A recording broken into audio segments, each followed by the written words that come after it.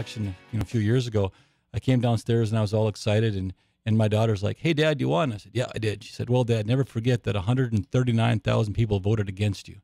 So, I mean, it's just a reality check that you have to have people in your life that are willing to tell you, "Hey, listen, this is what's right, this is what's wrong." The reality of one of these weapons disappearing and going to a rogue nation is real, and that goes back to having to have the missile defense system in place. And nobody wants to talk about these hard issues, but people need to, and that's why it's so important that Chris has this show and you're calling in, because these are difficult issues, but these are probably the most important issues. If you don't have a safe country, the rest doesn't really much fall into matter. The number of food stamp recipients increased 16% in the United States over last year.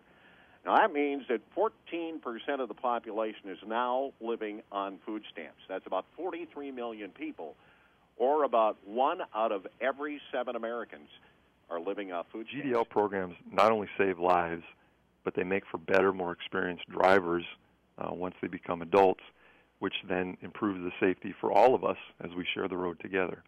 Now, so it's a win across the board. Let me share with you my opinion.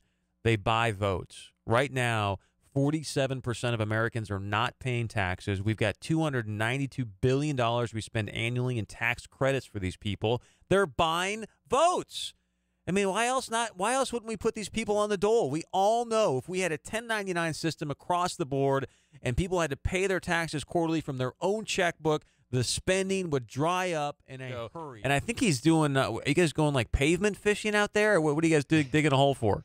Well, actually what's happened is you have a leak on the service line coming to your building. So water was leaking underground, and we're just trying to find the leak and get it repaired. Well, we appreciate all your hard work. You guys were out here early, and it's cold outside, and just I think you're doing a great job. So we just want to bring you in and say thank you very, very much. Well, it's something we don't get very often, so thank you.